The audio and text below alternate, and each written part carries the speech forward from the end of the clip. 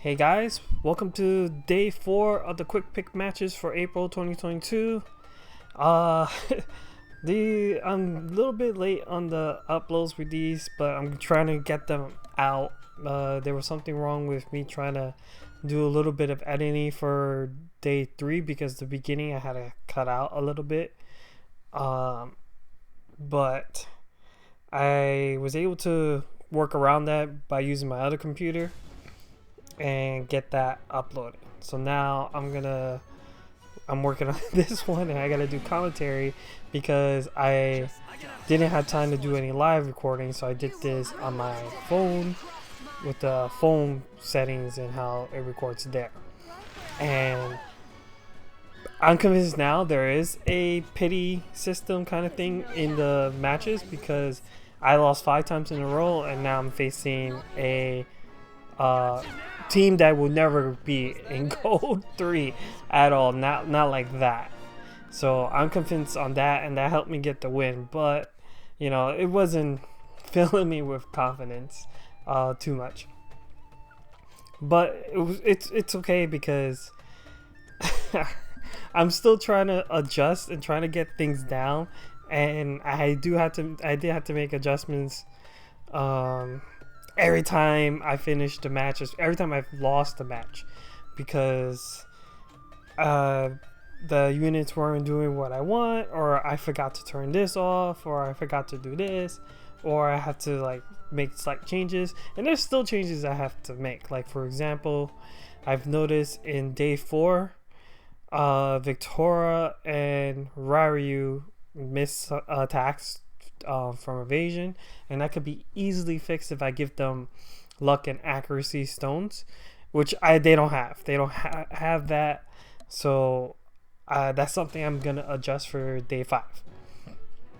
But for now, let's talk about these matches. Fire versus Wind. I had a feeling they were gonna counter pick with Azul Celis, so that's why I changed my mind and decided to go with Fire instead. That's probably the first time I've ever changed my mind on something. Where it's like, oh, I'll go here, but then I changed my mind. So here, I took off the ring for King Mont.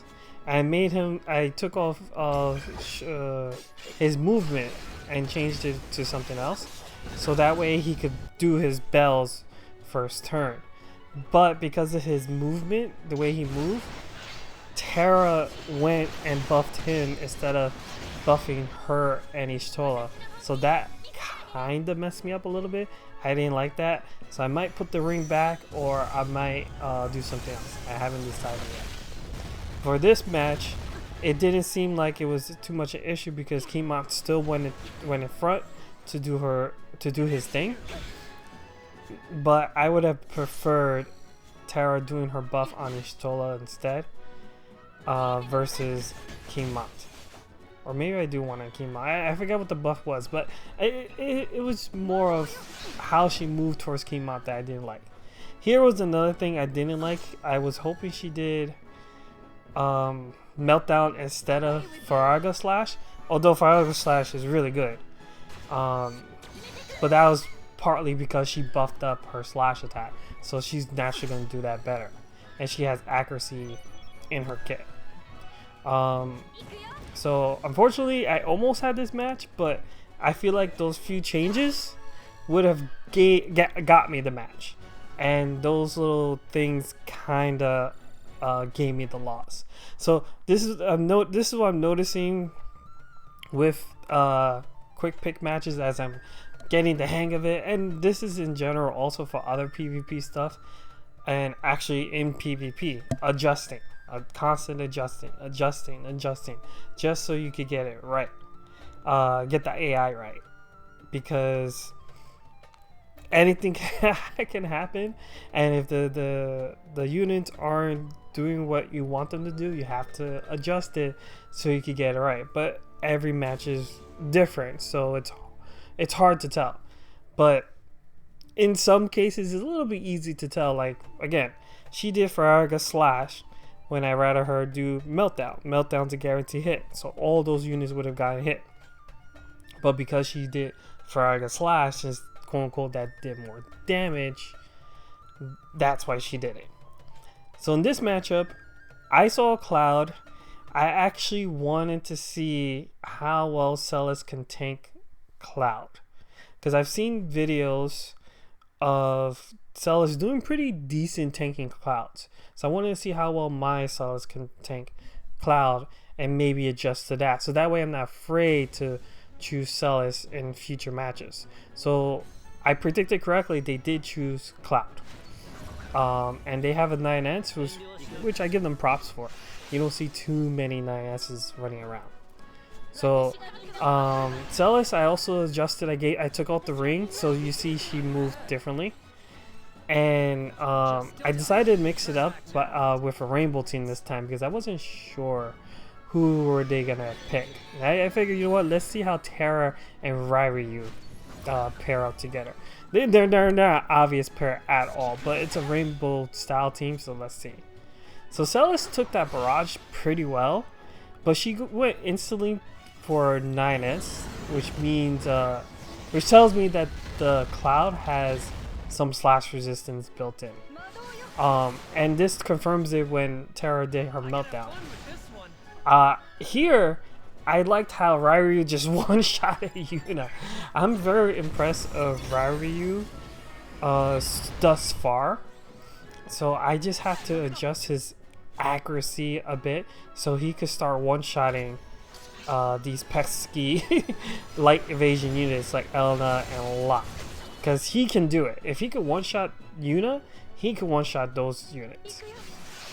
So here we double team on 9S, he goes down, and I almost knocked out Cloud with Ryryu, but unfortunately Cloud moved in to one-shot my entire team, and this would have been the game, but Cloud has re-raised, and Ryryu can't take hits for the life of him, and that cost me the match. But in my eyes, that was a win without re-raise, because if there was no re-raise there, that would have been a win.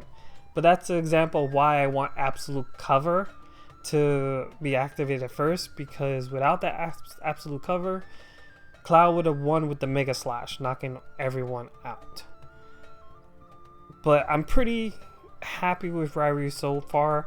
Him and Winter Victoria, I just have to increase their accuracy a bit. I don't have to worry about accuracy with Terra or Y'shtola too much, because they have guarantee hits. So I might mess around with their cards a little bit for day 5 and go from there.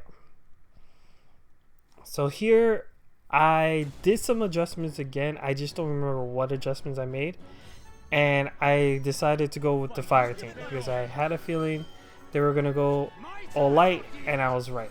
And I feel confident in this matchup because I faced light in arena so many times that I know how to deal with them. I just have to make sure I have the right stuff, right combinations to deal with them.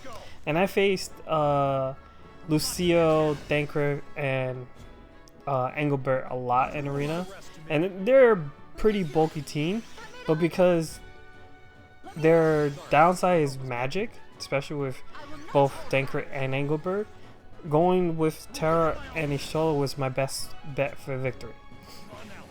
So here everyone's set up on their side, and they did a good job of manipulating how they want their units to set up, but it allowed King-Mott to move in. As you can see, he didn't do much damage because they're all physically bulky, but it's fine because as long as King-Mott keeps doing the AoE damage, that's gonna allow my Terra and Y'shtola to do their AoE attacks to create a chain. So here they grouped up again still, and Terra is doing her limit break to cause even more damage. It knocks out Lucio, but Engelbert dodged it, which I'm impressed. Engelbert has a lot of luck for a tank, but he wasn't able to dodge this attack. Courage procced for him, which helped him live, but he goes down from his simple slash. So that's my first actual win in a while. I was pretty happy about that. So now it means my adjustments that I've been doing have been working, and it's helping me improve on my win streak, because I do want to end in gold or at least gold master by the time this is done. If not, it's fine. Just have to keep at it, and of course still have fun with this, because if I was really serious about this, I would not be choosing any MR units. I want to have fun. But here, all light team, I have to anticipate this no matter what.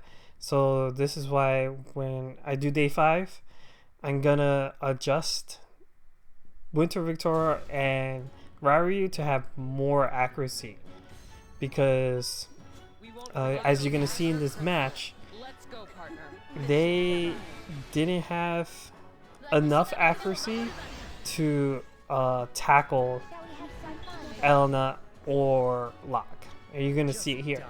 Now Ryu, to my surprise, one-shot a Kill Fit with ease. This is why I'm very impressed with Ryu. I think he's a strong contender for a dark unit to tackle light units. He doesn't. I have to look at his kitty cat, but I don't think he has any guaranteed hits. So I have to work on his accuracy, and I think it could be done because he has pretty good dex naturally already. I just have to increase it more because Elena and Locke do have high evasion. And I was also impressed with Celes because she took Elena's hits pretty well. But unfortunately, Locke is a physical attacker. She didn't take it too well because I didn't give her enough physically. Now here, Ryu was able to hit Locke, which almost one-shotted him, and I was hoping it did, but it didn't. So I just this is where I have to increase his attack power just a little bit more, so he could do one-shot locks.